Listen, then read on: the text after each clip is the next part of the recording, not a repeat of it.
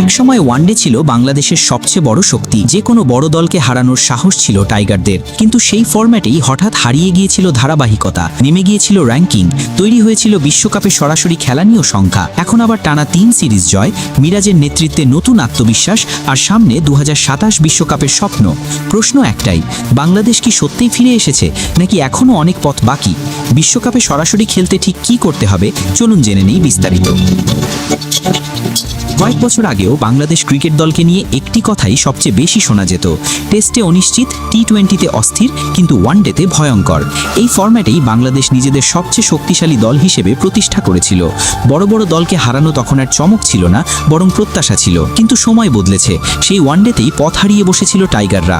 পারফরমেন্সের গ্রাফ ধীরে ধীরে নিচে নামতে থাকে, র্যাঙ্কিংয়ে অবস্থান দুর্বল হয়, আর 2027 বিশ্বকাপে সরাসরি জায়গা পাওয়া নিয়েও তৈরি হয় বড় শঙ্কা। ঠিক সেই সময় 2024 সালের শেষে অধিনায়ক করা হয় মেহেদী হাসান মিরাজকে। নাজমুল হোসেন শান্তকে সরিয়ে এই সিদ্ধান্ত নেওয়ায় অনেক বিতর্ক হয়েছিল।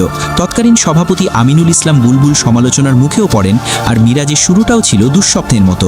ভারপ্রাপ্ত ও স্থায়ী অধিনায়ক মিলিয়ে টানা 4 সিরিজ হার। অনেকেই তখন প্রশ্ন তুলেছিলেন, এই দল কি আদৌ ঘুরে দাঁড়াতে পারবে?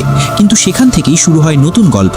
প্রথমে ধরের মাঠে ওয়েস্ট ইন্ডিজের বিপক্ষে সিরিজ জয়, এরপর পাকিস্তানকে হারানো, আর সর্বশেষ নিউজিল্যান্ডের বিপক্ষে টানা 3 সিরিজ জয়। মিরাজ হয়ে যান বাংলাদেশের পঞ্চম অধিনায়ক, যিনি সিরিজ জয়ের হ্যাট্রিক করলেন। নিউজিল্যান্ড সিরিজে প্রথম ম্যাচে হেরে শুরু করেও বাংলাদেশ যেভাবে টানা 2 ম্যাচ জিতে সিরিজ নিজেদের করে নিয়েছে, সেটাকেই বড় সাফল্য হিসেবে দেখছেন প্রধান নির্বাচক হাবিবুল বাশার সুমন। এই সিরিজে সবচেয়ে বড় ইতিবাচক দিক ছিল বোলিং ইউনিট। নাহিদ রানা দুর্দান্ত ছিলেন, শরীফুল ধারাবাহিকভাবে ভালো করেছেন, আর মুস্তাফিজ ফিরেই নিজের ছাপ রেখেছেন। তাসকিনও নিজের দায়িত্ব ঠিকভাবে পালন করেছেন। ব্যাটিংয়ে লিটন দাসকে ওপেনিং থেকে মিডল অর্ডারে নামানো ছিল বড় সিদ্ধান্ত, আর সেই সিদ্ধান্ত সফলও হয়েছে।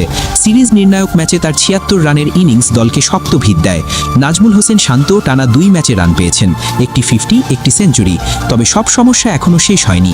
মিডল অর্ডারের স্থিরতা নিয়ে এখনও প্রশ্ন আছে। শেষ ম্যাচেও বাংলাদেশ শেষ 10 ওভারে তুলতে পেরেছে মাত্র 61 রান। এখন আসি সবচেয়ে গুরুত্বপূর্ণ জায়গায়, বিশ্বকাপের সমীকরণে। নিউজিল্যান্ডকে 3-0 ব্যবধানে হারালে বাংলাদেশ পেত 6 পয়েন্ট, কিন্তু 2-1 ব্যবধানে জেতায় তারা পেয়েছে 4 রেটিং পয়েন্ট। বর্তমানে বাংলাদেশের রেটিং 83, অবস্থান নবম। 2027 বিশ্বকাপে সরাসরি খেলতে হলে র্যাঙ্কিংয়ের সেরা 8 দলের মধ্যে থাকতে হবে। স্বাগতিক দক্ষিণ আফ্রিকা ও জিম্বাবুয়ের সঙ্গে শীর্ষ 8 দল সরাসরি জায়গা পাবে, বাকিদের খেলতে হবে বাছাই পর্ব।